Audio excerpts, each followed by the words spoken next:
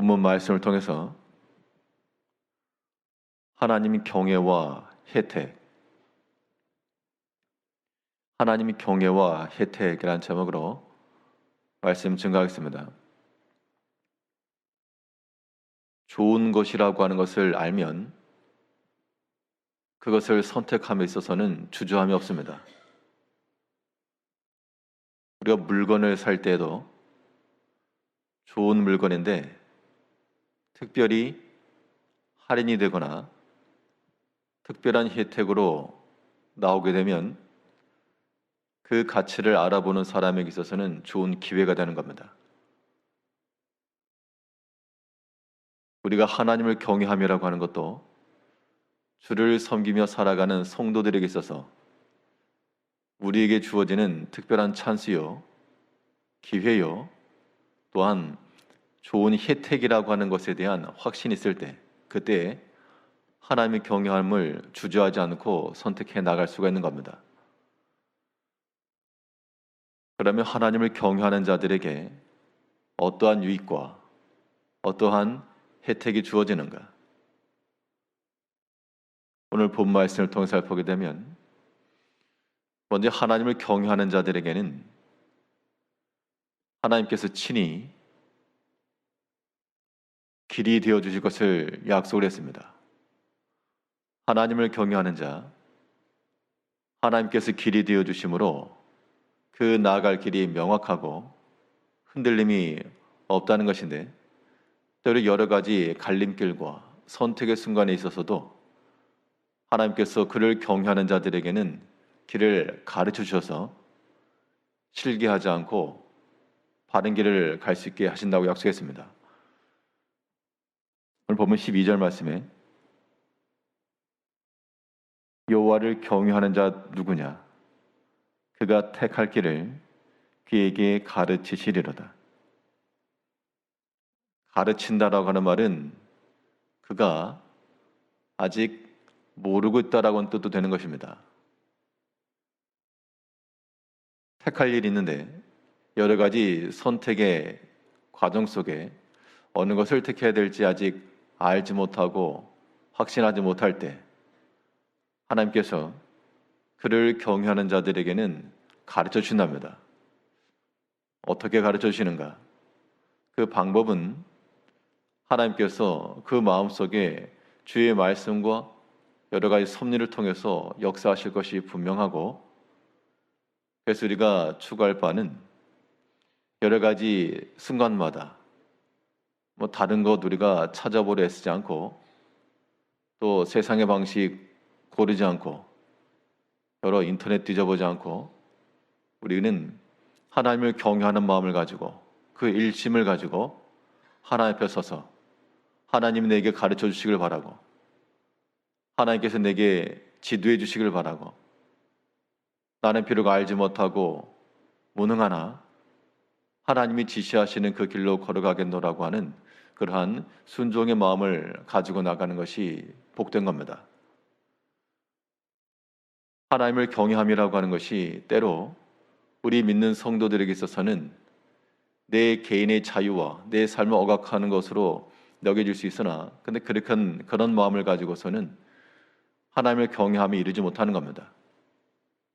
그것이 내게 유익하고 좋은 것이라는 확신이 없기 때문에 언제든지 때만 되면 기회를 틈타 다 벗어날 것이기 때문에 그런 마음과 그런 영적 상태로 우리가 하나님을 섬기는 것은 합당하지 않고, 우리는 매 사마다 하나님을 경외하는 자가 되어 하나님께서 내게 길을 가르쳐 주시고 어디로 가야 될지 모르는데 택할 길을 그에게 가르치시리로다.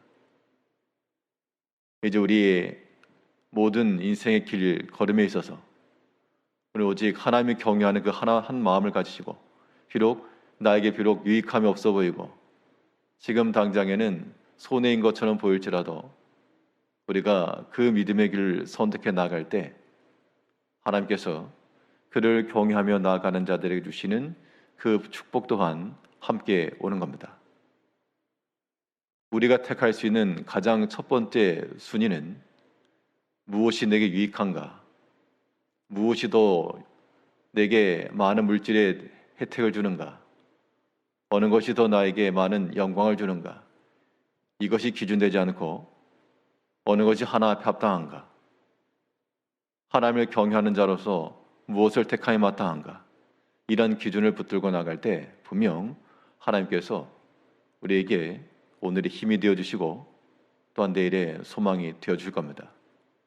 그 하나님을 믿고 나가는 우리가 되어야 되겠고, 여호와를 경외하는 자들에게 또 하나님께서 어떠한 유익과 혜택을 주시는가?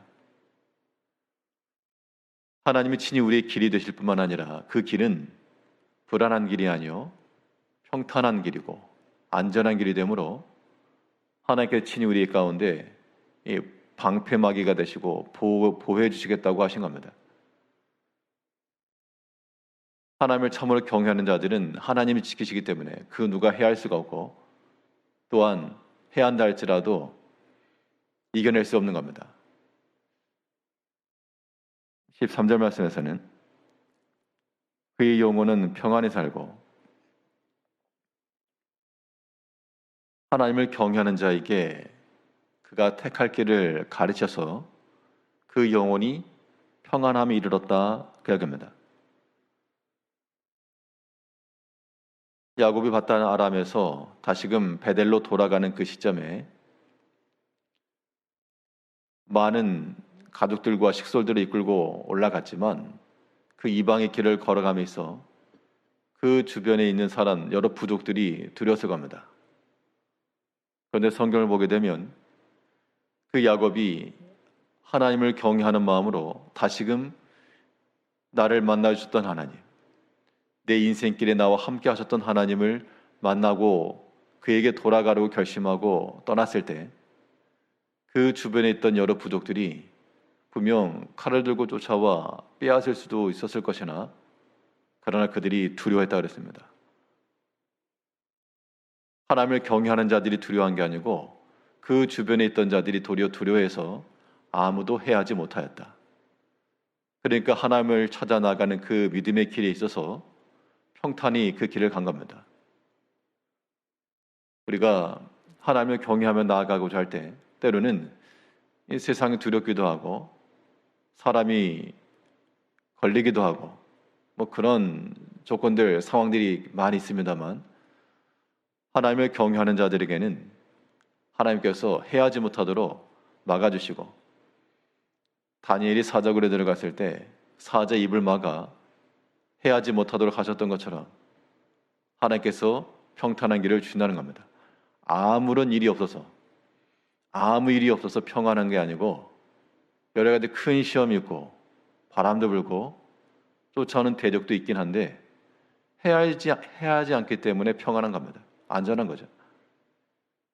우리 인생의 길이 마치 그와 같아서 우리가 도저히 감내할 수 없는 그러한 인생의 길을 걸어갈 때 많은 두려움 요소들이 우리를 쫓아오면서 소리 지를 때라도 하나님을 경외하는 자들은 하나님께서 보이지 아니하시는 손으로 그의 은총으로 지키고 보호하고 계심을 우리가 확신해서 내가 살 길은 하나님이 경외함에 있다.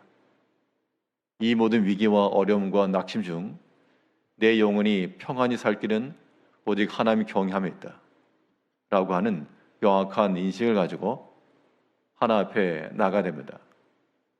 그러면 그 결과로 하나님께서 우리에게 영혼의 평안함을 주시고 또한 그의 자손들은 땅을 상속한다 그랬는데 하나님께서 우리에게 필요한 것들을 또한 허락하시고 채우실 것을 보증하시는 겁니다.